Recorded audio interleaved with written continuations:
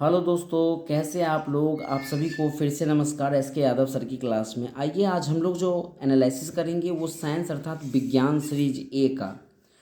कोई भी सीरीज हो, आप क्या कीजिएगा, हर क्वेश्चन को बारीकी से सुनिएगा और शॉर्ट फॉर्म में एक पेज पर आंसर लिख लीजिएगा। उसके बाद आप अपने सीरीज से मिलाइएगा तो आपको ऑथेंटिक और करेक्ट आंसर आपको मिल जाएगा।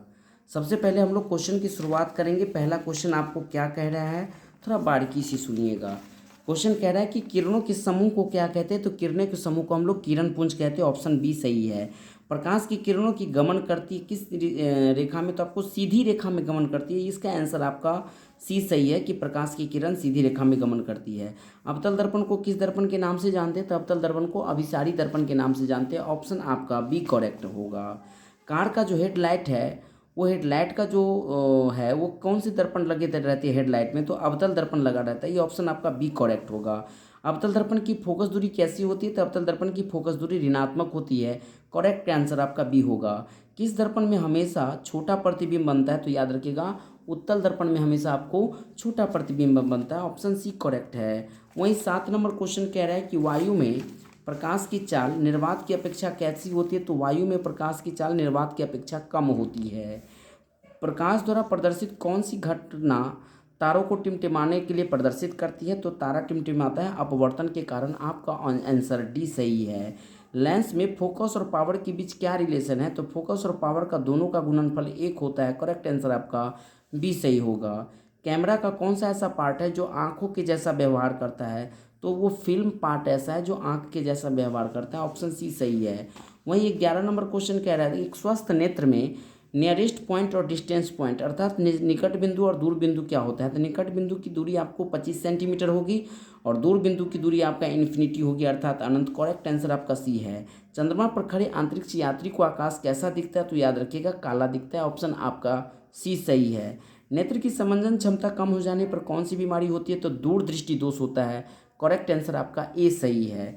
वहीं 14 नंबर क्वेश्चन आपसे कह रहा है कि बताइए कि किसी चालक की प्रतिरोधकता कैसा मात्रक क्या होगा, तो याद रखिएगा प्रतिरोधकता कैसा मात्रक ओम मीटर होता है। करेक्ट आंसर आपका ए होगा। एक जूल में कितने कैलोरी होती है, तो एक जूल में 0.23 कैलोरी होती है अर्थात 2390 तो 0.24 के बराबर होता है। तो करेक्ट आंसर आपका ए सही है। विद्युत बल्ब में फिलामेंट किस धातु का बना होता है, तो टंगस्टन का बना होता है। करेक्ट आंसर आपका सी है। हवा में स्वतंत्र रूप से लटका हुआ चुंबक हमेशा किस स्थिति को दर्शाता है, तो उत्तर से दक्षिण स्थिति को दर्शाता है। करेक्ट आंसर आपका सी सही है। वहीं 18 नंबर क्वेश्चन कह रहा है कि यदि विद्युत धारावाही तार की समीप कंपास को अगर हम रख ले देते हैं, तो यह कंपास की सुई क्या हो जाएगी, तो कंपास की सुई विक्षेपित हो जाएगी, विक्षेपित अर्थात ऑप्शन ए सही है। फैराडे ने कौन सा खोज किया है, तो फैराडे ने विद्युत चुंबकीय प्रेरण और विद्युत अपघटन दोनों का खोज किया। तो करेक्ट आंसर आपको सी हो जाएगा। वहीं 20 नंबर क्वेश्चन कह रहा है कि विद्युत मोटर किस ऊर्जा को किस ऊर्जा में बदलता है, तो विद्युत मोटर या विद्युत ऊर्जा को यांत्रिक ऊर्जा में बदलता है। ये करेक्ट आंसर बी है कि विद्युत ऊर्जा को यांत्रिक ऊर्जा में। फ्लेमिंग के वाम हस्त के नियम के अनुसार जो तर्जनी बाएं हाथ की जो तर्जनी वो क्या चीज़ को दर्शाता है, तो बाएं हाथ की तर्जनी चुंबकीय क्षेत्र की दिशा को दर्शाता है। ऑप्शन आपका ए करेक्ट है। वहीं 22 नंबर क्वेश्चन में कह रहा है कि किसी चालक तार की विद्युत धारा प्रवाहित कराते हैं तो तार के ऊपर और नीचे किस प्रकार के चुंबकीय क्षेत्र पैदा होगा, तो समान प्रकार के चुंबकीय क्षेत्र पैदा होगा। ऑप्शन बी आपका करेक्ट सही है। जल विद्युत ऊर्जा किस प्रकार की ऊर्जा है, तो नवीकरणीय ऊर्जा है जो न समाप्त होने वाली ऊर्जा है अर्थात यह नवीकरणीय उत्तर करेक्ट है। कौन सी गैस है जो वैश्विक उष्मा को के लिए उत्तरदायी है, तो CO2 अर्थात कार्बन डाइऑक्साइड। ऑप्शन बी आपका करेक्ट सही है। वहीं 25 नंबर क्वेश्चन आपको कह रहा है कि कालापक्कम या कल्पक्कम कल्पक्कम नाभिकीय विद्युत संयंत्र कहाँ है, तो तमिलनाडु में है। ऑप्शन आपका बी करेक्ट है। घरेलू गैस LPG के मेन मुख्य अवयव क्या है, ब्यूटेन है। ऑप्शन सी करेक्ट है। ऊर्जा के दो और नवीकरणीय स्रोत में कोयला और पेट्रोलियम आता है। ऑप्शन बी आपका सही है। श्वसन किस प्रकार की अभिक्रिया करता है, तो श्वसन आपको उपचयन अभिक्रिया करता है अर्थात इसको हम उष्पाक्षेपी भी कह सकते हैं। तो करेक्ट उत्तर आपका डी हो जाएगा। वहीं आपके इलेक्ट्रॉन स्थानांतरण से बने यौगिक क्या कहलाती है, तो आयनिक यौगिक। इसमें कहीं आयनिक नहीं दिया है तो ऑप्शन आपका डी सही है, इनमें से कोई नहीं। आपको कह रहे हैं निम्नलिखित अभिक्रिया में ये दर्शाना है कि अपघटन अभिक्रिया कौन दर्शाता है। अपघटन अभिक्रिया के दौरान कार्बन का तो यूज होता है CO2, तो याद रखिएगा ये ऑप्शन बी में ही आपको कार्बन और ऑक्सीजन नजर आता है। तो करेक्ट आंसर आपका बी सही हो जाएगा। बोला जा रहा है कि निम्नलिखित में से किस में टार्टेरिक अम्ल पाया जाता है, तो टार्टेरिक अम्ल आपको इमली में पाया जाता है। क्वेश्चन नंबर अगला पर हम लोग काम करेंगे कि बुझे हुए चूने का रासायनिक सूत्र क्या है, तो बुझे हुए चूने का रासायनिक सूत्र CaOH का होल ट्वाइस अर्थात कैल्शियम हाइड्रोक्साइड है। अम्ल के जलीय विद्युत विलयन विद्युत का संचालन करती है, क्योंकि अम्ल जो होता है वो आयनित होते हैं, अम्ल H+ आयन देता है। ड्यू टू दैट रीजन ये क्या होता है, इलेक्ट्रॉन करंट को जाने देता है। तो ऑप्शन ए करेक्ट सही है।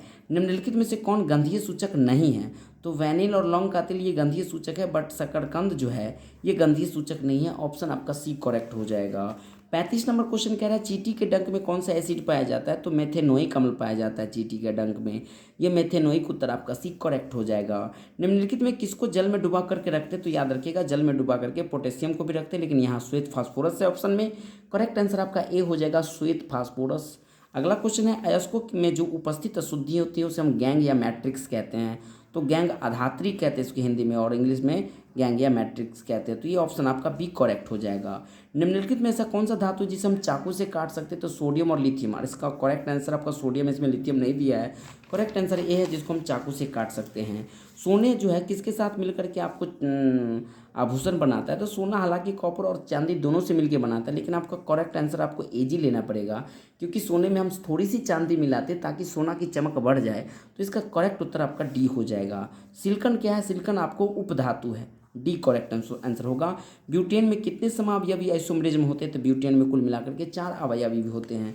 ऑप्शन सी आपका सही है। मीथेन के अणु का आकार कैसा होता है, तो मीथेन के अणु का आकार होता है समचतुष्फलकीय होता है, चतुष्फलकीय। करेक्ट आंसर सी है। कार्बनिक यौगिक में कार्बन की संयोजकता कितनी होती है, तो कार्बन की संयोजकता 4 होती है। करेक्ट उत्तर डी हो जाएगा। संतृप्त हाइड्रोकार्बन के अंतर्गत कौन आता है, तो अल्केन आता है, ये ऑप्शन आपका ए सही है, एल्केन।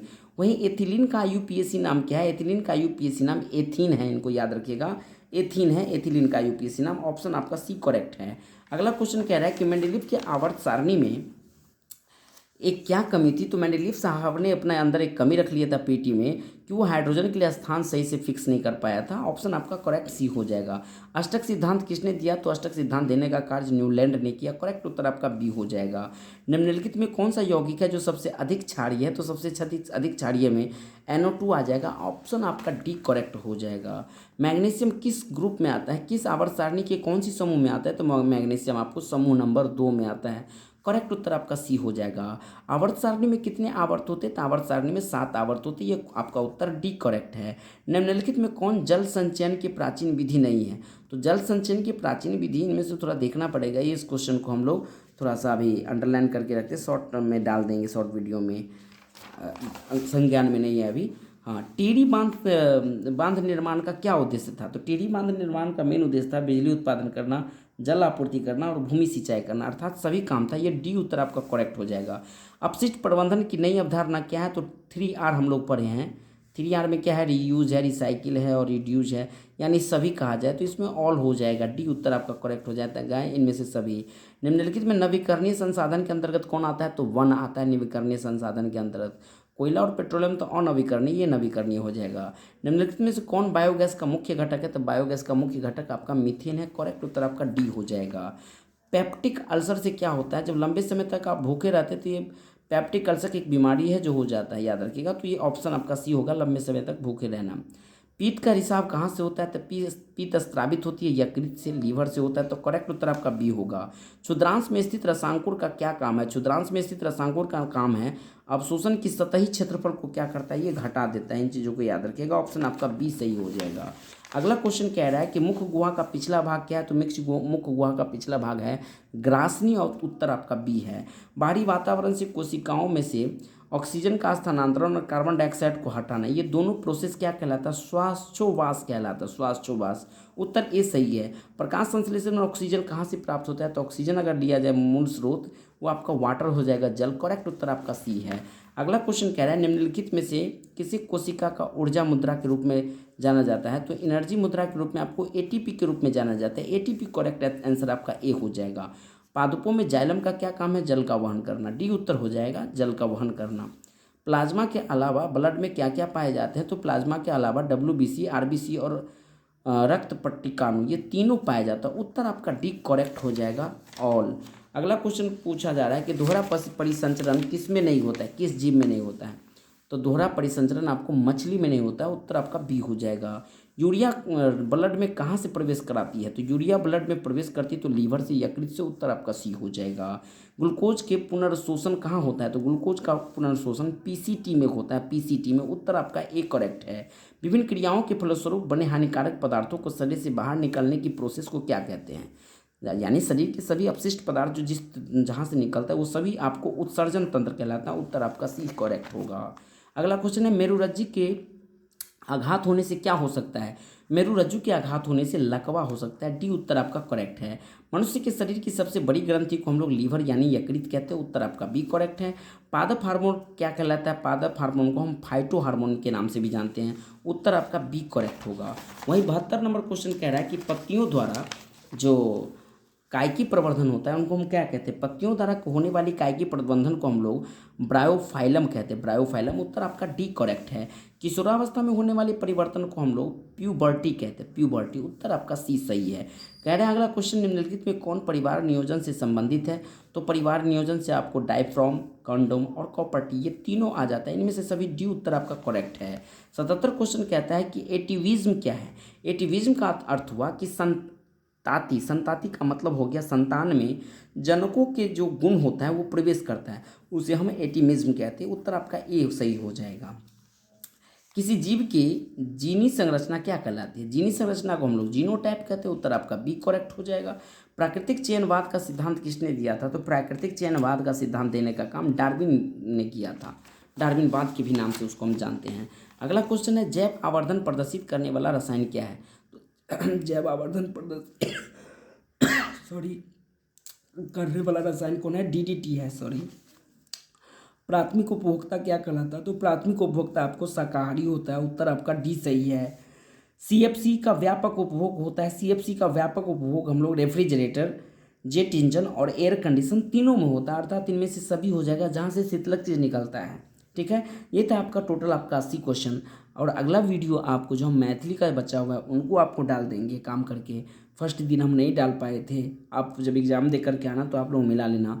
कैसा लगता है वीडियो आप कमेंट करके हमें बताना। और आपका जो हम सीरीज चालू कर रहे हैं गणित का, कोई बच्चे अगर हमसे जुड़ना चाहते रहे यूट्यूब पे, तो गणित के हम चौथा चैप्टर की शुरुआत की है और चौथा चैप्टर में बेसिक से लेकर के आपको पूरे चैप्टर हम खत्म करेंगे इस सप्ताह में। हर सप्ताह में आपको हर चैप्टर खत्म हो जाएगा, तो थोड़ा जुड़े रहिएगा तो आपको अच्छे से रिवीजन हो जाएगा।